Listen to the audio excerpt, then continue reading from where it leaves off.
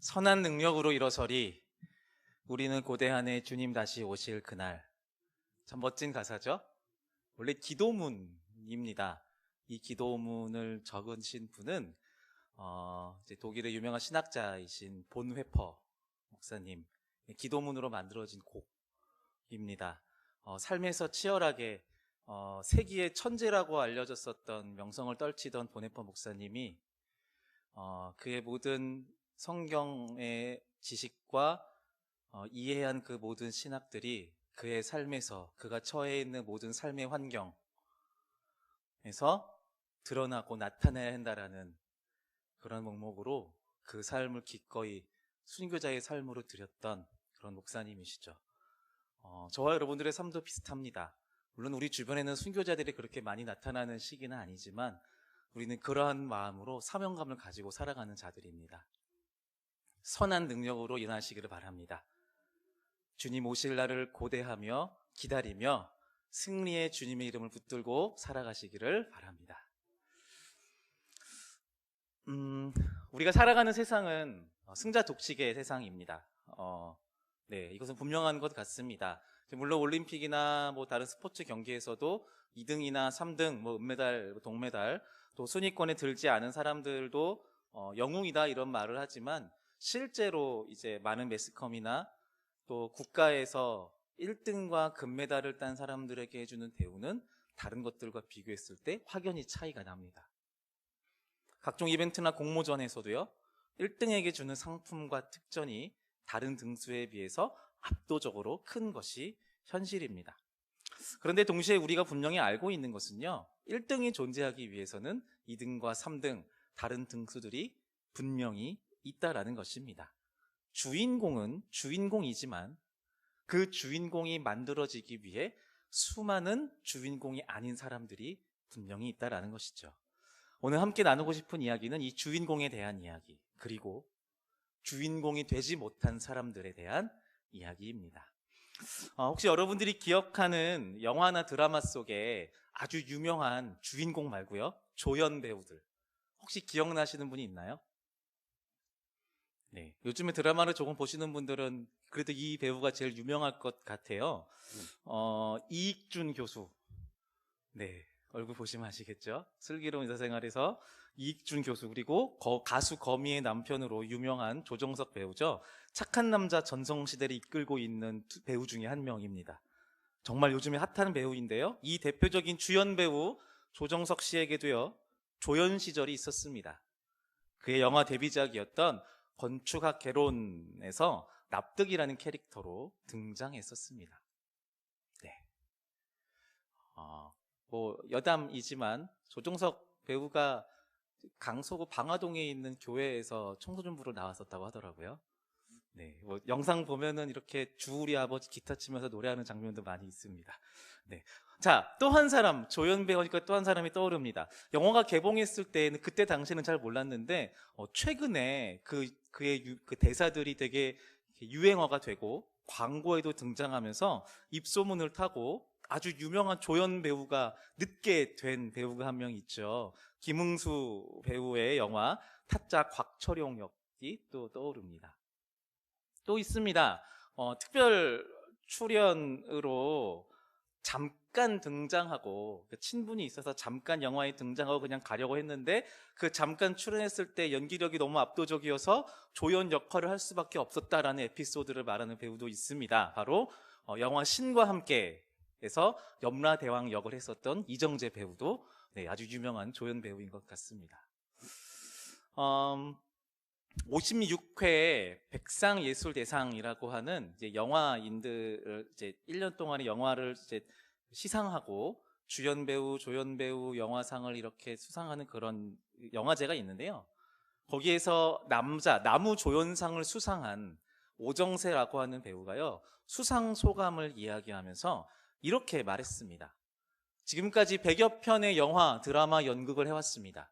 모든 작품에 나는 똑같이 최선을 다했는데 결과는 각각 다 다르다는 것이 신기하기도 합니다. 그런데 최선을 다했더니 이런 자리에 오르기도 하네요 라고 하면서 이렇게 덧붙였습니다. 네, 다음이요. 최선을 다하면 언젠가는 세상이 나의 가치를 알아봐주고 언젠가는 이렇게 주인공처럼 주연으로서의 삶을 살 수 있는 것 같습니다. 이렇게 수상소감을 했었죠. 그동안 수많은 작품들을 해왔던 오정세 배우는요, 이 드라마에서 조연으로 연기를 하면서 드디어 배우로서의 합당한 보답을 받게 된 것 같다라고 감격합니다. 자, 수상소감의 초점은 이거예요. 지금 내가 하고 있는 일을 끝까지 최선을 다하자. 세상이 불공평해 보이기도 하고, 그렇지만 언젠가는 그것을 알아주는 날이 올 것이다. 다른 사람들이 날 알아봐주지 않는 삶이지만 언젠가는 엑스트라 조연을 거쳐서 언젠가는 주연의 삶을 살 수 있게 될 것이다. 그때까지 최선을 다하자. 이게 수상소감의 초점이었습니다. 자, 이제 우리 자신에게 한번 물어보고 싶습니다. 조연 배우에 대한 이야기, 그리고 조연 배우의 수상소감에 대해서 이야기를 했습니다. 주인공과 조연에 대한 이야기를 했는데요. 자, 우리에게 묻습니다. 우리는 지금 주연으로 살고 있나요? 조연으로 살고 있나요? 네, 일찍 답하지 않으셔도 됩니다. 상황에 따라 다릅니다. 직장이나 학교에서 주연으로 살고 있는 사람이 있을 수도 있습니다. 아직 또는 앞으로도 직장에서 내가 주연이 될 것 같은 일은, 주인공이 될 것 같은 일은 없을 거다라고 생각하시는 분들도 있어요. 주연이 되려면 적어도 회사에서 이사장이나 회장 정도는 돼야지 주인공이 될 테니까. 네. 근데 그런 분들을 우리 주변에서 찾는 게 쉽진 않습니다. 가족 안에서 주연이신 분들이 있을 수도 있습니다. 하지만 이 역시 좀 모호합니다. 아빠나 엄마 또는 내가 할머니, 할아버지라고 해서 가족에서 내가 주연이라고 생각할 수는 없습니다. 주인공일 거라는 확신이 있을 수 없습니다. 가족들 중에 누가 주연이고 조연이고로 나누기는 애매하기 때문이죠. 자, 친구 관계나 또 공동체 안에서는 어떨까요? 어떤 사람들은 분위기를 주도하고 대화를 이끌어 나가는 주연의 역할을 하시기도 하지만 또 어떤 사람들은 그저 묵묵히 듣고 조용히 그냥 담담히 반응하는 조연의 역할을 즐기시는 분들도 있습니다. 무엇이든 좋습니다. 한 가지만 더 물어보겠습니다. 여러분들이 지금의 삶에서 주연이든 조연이든 상관없습니다.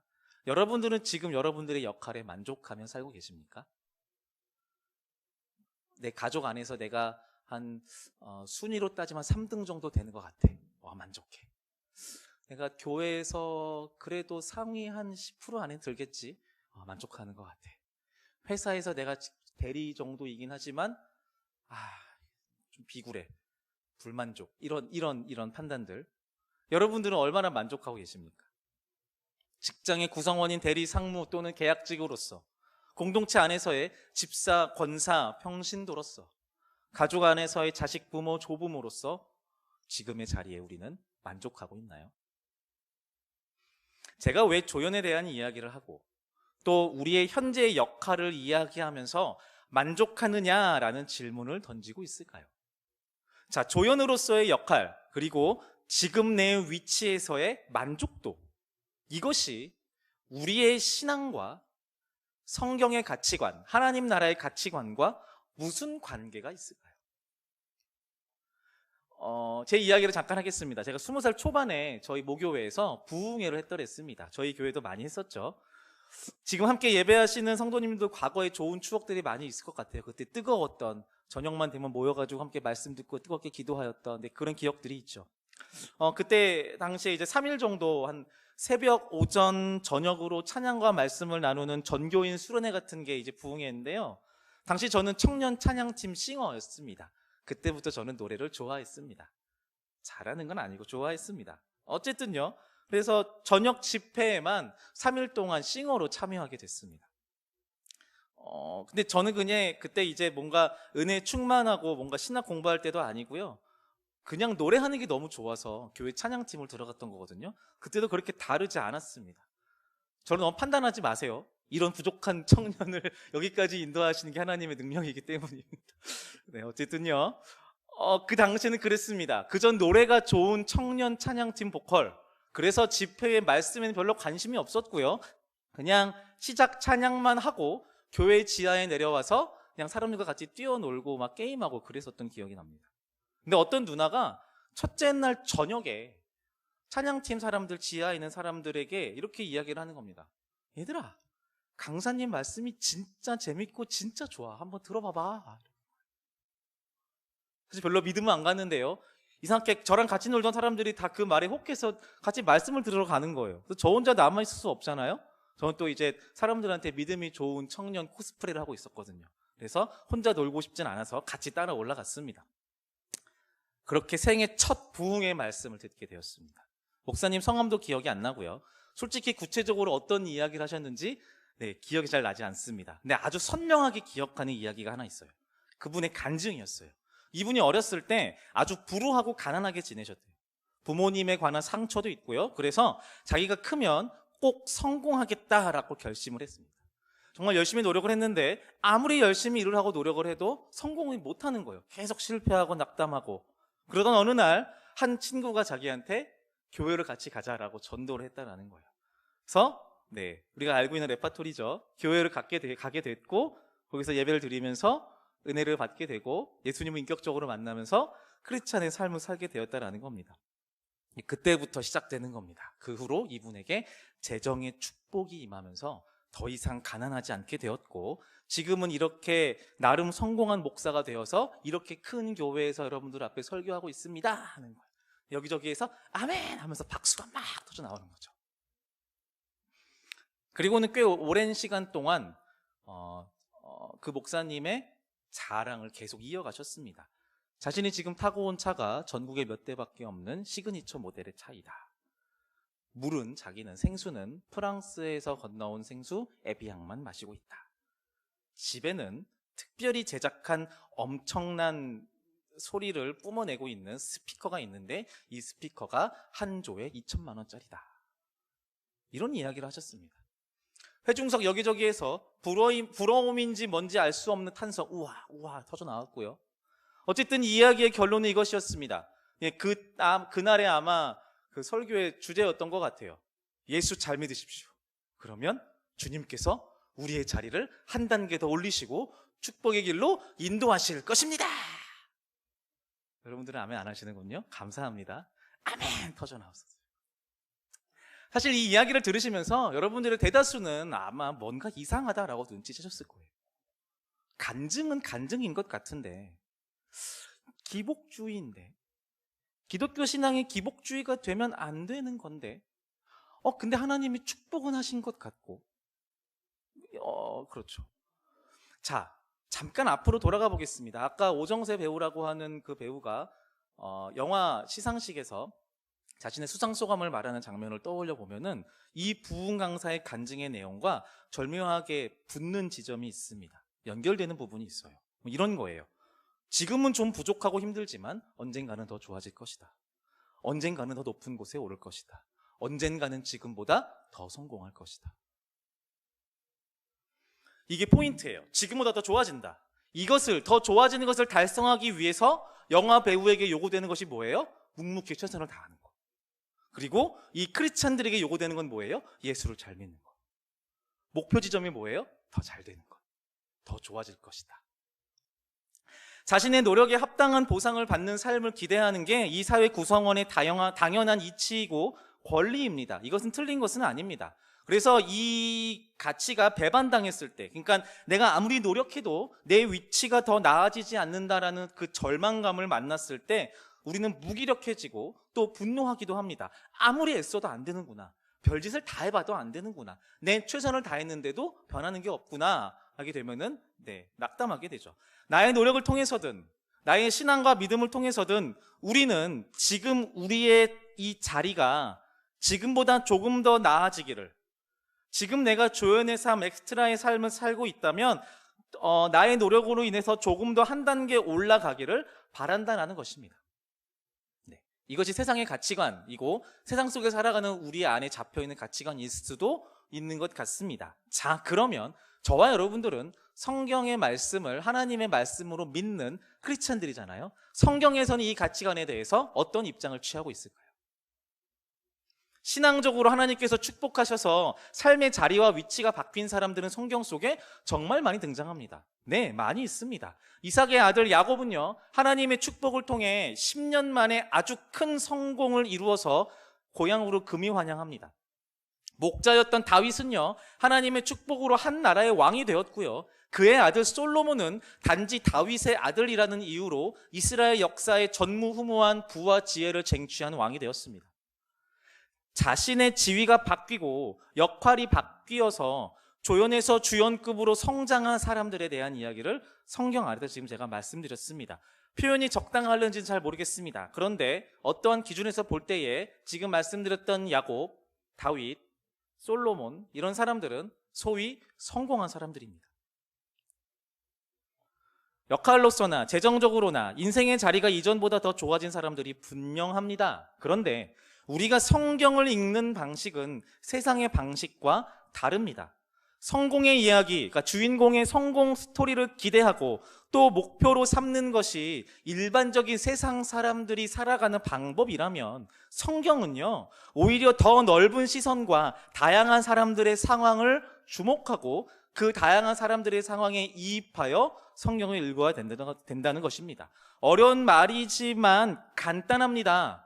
다윗의 이야기를 좀 예를 들어보면요, 다윗의 첫 번째 성공 스토리 하면 어떤 게 떠오르시나요? 다윗 하면 딱 떠오르는 성공 스토리.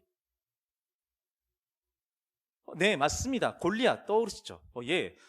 블레셋과의 전장에서 다윗이 골리앗을 돌멩이로 쓰러뜨리는 기가 막힌 승리의 현장에서 우리는 언제나 그 하나님이 함께 하셔서 골리앗을 무너뜨린 다윗에게 주목합니다. 그런데 실제로 그 장면을 우리가 드라마나 영화로 직접 본다라고 한다면, 또는 그 장면, 그 역사 속에 들어가서 그 장면을 보고 있다면 다윗과 골리앗 두 사람만이 있는 게 아니라는 거죠. 분명 블레셋의 오랜 전투 속에 피곤하고 또 여기 이 싸움에서 지면은 우리 민족과 우리 가족이 망할 수도 있다라는 두려움에 사로잡히면서 하나님이 과연 우리와 함께 하실까라는 그 반신반의한 믿음을 가지고 부들부들 떨고 있는 어린 다윗을 바라보고 있는 이스라엘 병사 한 명이 그 안에 있을 것이라는 거죠.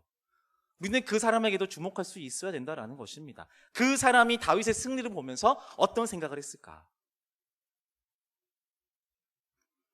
다윗이 주인공인 것 같은 이 장면을 우리는 그렇게 보는데, 이 사람이 보았을 때 다윗을 주인공으로 여겼을까? 정말 그랬을까? 거기 있었던 모든 이스라엘 사람들이 모두가 다윗에게만 집중하고 있었을까? 자, 십자가에서 죽으시는 예수님을 바라보면서 우리는 그 예수님이 죽음에서 끝나지 않고 부활하실 것이다라는 것, 승리하실 것이다라는 것, 완벽한 주인공이자 주연으로 나타나실 것이다라는 사실을 분명히 주목하고 있다라는 것이죠. 예수님만 우리는 봅니다. 그런데 그 장면에 그 예수님을 보면서 정말 저분이 메시아인가? 사기꾼인가? 궁금해하고 의심하면서 계속 그 광경을 쳐다보고 있는 로마 병사 한 명이 있다라는 거예요. 성경에 그렇게 주인공처럼 기록되진 않지만 주인공만큼이나 하나님의 눈에 주목되고 있는 사람들이 있다라는 겁니다. 하나님은 이 사람들의 마음에 어떤 일을 하고 계실까? 또 있습니다. 대역죄인인 세리장 삭개오를 만나고요, 가늠한 여인과 대화하는 예수님을 바라보면서 신기해하고 궁금해하는 지나가는 유대인 한 명 한 명도 있을 것입니다. 예수님 왜 삭개오한테 가지? 저 가늠한 여인 더러운 여자한테 왜 가? 이런 생각들만 하고 그냥 지나가는 사람도 있을 것이다라는 겁니다. 아무도 하지 않는 독특한 일을 하는 예수를 보면서 어떤 판단을 하고 있을까? 우리는 생각해 볼 수 있다는 것입니다. 우리에게 아주 익숙한 이야기의 주인공에 우리 자신을 이입하여 읽는 것이 우리가 일반적으로 해왔던 성경을 읽는 방식인 것 같습니다. 그런데 주인공이 아닌 그 이야기의 주변 인물로 같은 이야기를 대하고 같은 이야기를 읽고 해석하는 방법을 여러분들한테 제안하고 싶습니다. 다윗이 골리앗을 이기고 솔로몬이 엄청난 축복을 받고 예수님이 다시 부활하시는, 그러니까 소위 확정된 승리가 보장된 인물의 이야기에, 그 사람들의 한 사람 한 사람의 이야기에 우리의 삶을 이입하는 것이 아니라 그 이야기의 중심에서 벗어난 곳으로, 그러니까 이야기 속에서 주목받지 못하는 제자나 군중일 수도 있고요, 어쩌면 그저 지나가는 구경꾼일 수도 있는 그곳으로 우리의 자리를 옮겨와서 성경을 다시 한번 바라보는 것입니다. 한 번도 생각해보지 않았던 성경 속 주인공의 주변 인물의 눈으로 우리가 잘 알고 있는 그 이야기를 바라보는 거죠. 왜냐하면 하나님은 다윗과 솔로몬, 독생자 예수의 아버지 하나님일 뿐만이 아니라 이스라엘 병사 한 명의 하나님, 여리고 백성 한 명의 하나님, 믿음이 약한 유대인 한 사람의 하나님이기도 하기 때문입니다. 이렇게 우리의 시선을 소위 별 볼 일 없어 보이는 성경의 평범한 한 사람에게 옮겨놓고 그리고 찾아보기 시작하는 겁니다. 그 사람에게서, 그 자리에서 발견할 수 있는 하나님의 이야기가 있는지를 말이죠. 자, 성경 인물의 어떤 성취로부터, 성경 인물, 성경 속에 있는 그 한 사람 한 사람이 이룬 성공으로부터 한 발짝 떨어져서 다른 사람의 시선으로 그 사건을 바라보면 발견할 수 있는 것이 있는데요. 거기에는 주인공과 같은 한 사람 한 사람, 다윗과 솔로몬, 모세, 예수 그리스도, 바울, 이런 한 사람 한 사람의 성공의 이야기뿐 그 전에 이들을 인도하시고 사용하시는 하나님의 경이로움이 먼저라는 것입니다. 이것을 발견할 수 있다는 것이죠. 믿음의 사람이요 이스라엘의 최고의 왕인 다윗의 존재감 그 이전에, 주인공과 같은 그 다윗의 위엄 그 이전에 주인공하고는 전혀 어울리지 않는 약하디 약한 소년 목자를 부르시고 사용하시는 하나님의 멋진 계획이 먼저 있다는 거예요. 십자가가 있는 골고다 언덕에서 아무도 주목하지 않는 한 로마 병사의 마음을 움직이시는 하나님의 일하심이 있다는 거예요. 오병이어의 기적을 베푸시는 예수님의 놀라운 능력, 정말 기가 막힌 주인공 예수님의 그 기적 사건을 보기 이전에 자기가 먹을 도시락을 기꺼이 내어놓으면서 예수님을 섬기고 싶어 했던 한 소년의 진심, 그리고 그것을 이용하여 사용해서 기적을 베푸시는 예수님의 일하심이 존재한다는 거예요. 이런 식으로 우리의 시선을 조금 옮겨서 성경을 읽기 시작하면 성경을 통해 우리가 찾아내는 중심 메시지가 바뀝니다. 다윗처럼, 예수님처럼, 바울처럼 굳건한 믿음을 가진 사람이 되자, 이게 아니라 다윗을 통해 각 사람의 일하신 하나님, 예수님을 통해 이스라엘에게 나타나신 하나님, 바울을 통해 전도된 수많은 사람들의 삶에서 일하신 하나님, 주인공처럼 보이는 굵직굵직한 믿음의 사람들에게 주목하는 것이 아니라 진짜 유일한 가장 큰 주인공이신 하나님의 일하심을 보자로 성경을 보는 목적이 바뀌게 되는 겁니다. 성경의 메시지가 사람에서 하나님으로 중심이 옮겨지게 되는 것입니다. 우리는 성경을 읽으면서 나에 집중합니다. 이 말씀은 나에게 무슨 뜻인지, 이 말씀은 나의 삶의 태도가 어떻게 되어야 하는지 말하는지, 나라면 어떤 선택을 했을지.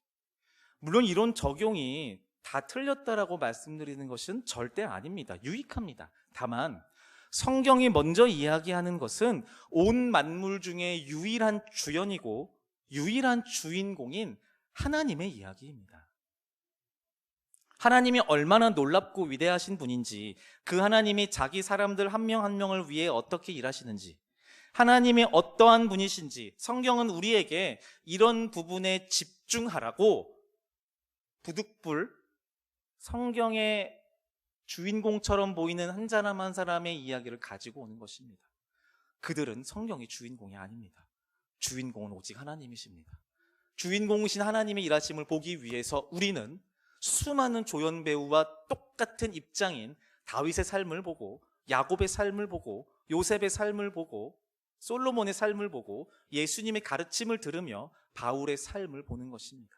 우리는 그 삶을 통해서 우리가 그들처럼 닮고 싶다, 그들처럼 되고 싶다라고 여겼던 그 사람들의 삶을 통해서 우리는 하나님의 일하심을 찾아내야 한다는 것입니다. 그게 성경이 우리 가운데 살아 역사하신 하나님의 말씀이 되는 원리입니다. 우리가 성경, 즉 하나님의 말씀을 읽어나가고 그것을 삶에 적용하는 것이 신앙인의 삶의 목적이자 목표이다라고 여긴다면, 지금 우리가 이야기했던 것처럼 성경에서 주목하는 몇몇 위인들과 같은 사람들처럼 되는 것이 성경이 말하고자 하는 목적이 아니라는 것을 우리는 찾아낼 수 있습니다. 하나님께서 어떤 마음을 갖고 계시고 하나님께서 신자인 저와 여러분들을 위해 어떤 일을 하시는지를 목격하고 찾아내는 것이 성경을 읽는 바른 자세다라는 것을 우리는 알아야 된다는 것입니다. 우리의 시선을 그렇게 옮길 수 있다면 이제 우리는 성경을 읽으면서 다윗처럼 되지 못하는 우리의 삶을 자책할 필요가 없습니다. 바울처럼 되지 못해서 안간힘을 쓸 필요도 없습니다. 무기력해지라는 말씀은 아닙니다. 다만 그것이 우리의 목표가 되지 않게 된다는 것입니다. 주연처럼 보이는 사람을 통해서 일하시는 하나님의 능력이 있겠죠. 당연하죠. 다윗을 통해 일하신 하나님의 능력이 분명히 있습니다. 야곱과 요셉을 통해서 이스라엘 백성들, 아브라함의 자손에게 행하신 하나님의 일들이 분명히 있습니다. 예수님을 통해서 말할 것도 없고요. 바울을 통해서 온 세계에 복음이 전파되었습니다. 네, 누가 보아도 주인공처럼 보이는 그들의 삶이 성경을 통해서 우리가 확인할 수 있지만 하나님 보실 때는 그들이 유일한 주인공이 아니라는 것입니다. 네, 그런 사람들을 통해서 일하신 하나님의 일들이 있고요. 성경에서 주목하는 사람들이 아닌, 그러나 하나님이 주목하는 수많은, 정말 수많은 한 사람 한 사람을 통해 일하시는 하나님의 일들이 있다는 것입니다. 그 한 사람 한 사람 가운데 저와 여러분들도 포함되어 있습니다. 그럼 지금의 나는 주연이 되지 않아도 괜찮죠. 주인공이 아니어도 괜찮습니다. 주인공이 되지 못해 안달이 날 필요도 없고요. 목표를 달성하지 못해 스스로 자책하는 일도 그만두어도 괜찮습니다. 일반적인 세상의 비교 의식의 희생양으로 살지 않아도 되는 것입니다. 주인공과 같은 사람을 통해서 일하시는 하나님과 조연, 엑스트라와 같은 저와 같은 사람들, 그리고 우리 모두와 같은 사람들을 통해 일하신 하나님은 동일한 하나님이십니다. 네. 이제 우리가 함께 찬양하고 또 같이 기도하기를 원합니다. 반주자 잠깐 나와주시고요. 네. 내 모습 이대로라는 찬양을 우리가 함께 많이 나누었었죠. 내 모습 이대로 나를 사랑하시는 그 하나님. 그 하나님은 나의 연약하고 낮은 모습을 귀하게 여기십니다. 정말입니다. 비록 우리의 눈에는 신앙적으로 또 삶의 여건으로 성격으로 그 모든 면에서 나보다 훨씬 괜찮아 보이는 모습으로 예배하는 사람들이 보일 수도 있습니다. 그건 우리의 시선입니다. 하나님의 시선은 우리에게 향해 있습니다. 승열아, 너 머리숱 조금 없어도 괜찮아. 너 키 좀 작아도 괜찮아. 조금 아픈 거 살만하잖아. 비록 네가 네 동기들이나 다른 교회 목사들처럼 주인공처럼 보이지 않을 수 있어. 그런데 괜찮아. 너 주인공 아니어도 괜찮아. 하나님께서 이 따뜻한 축복의 말씀을 저뿐만이 아니라 여러분들에게도 분명히 하시고 계신 줄 믿습니다. 지금 내가 어떤 자리에서 어떤 삶을 살고 있든 그것이 하나님 앞에 부끄러움이 없다면 하나님은 그 모습을 통해서, 우리를 통해서 이 모습 그대로 하나님의 일들을 하시는데 사용하신다라는 것입니다. 하나님은 이 삶을, 이 인생을 귀하게 여기시고 적재적소에 하나님의 영광을 위하여 사용하십니다. 믿음의 영웅이 되는 삶을 살려고 애쓰지 않으셔도 됩니다. 하나님의 커다란 생명의 이야기에 우리가 참여하고 있다는 사실을 꼭 기억하시기를 바랍니다. 우리가 이 마음으로 함께 이 찬양 하나님께 고백하며 나아가겠습니다.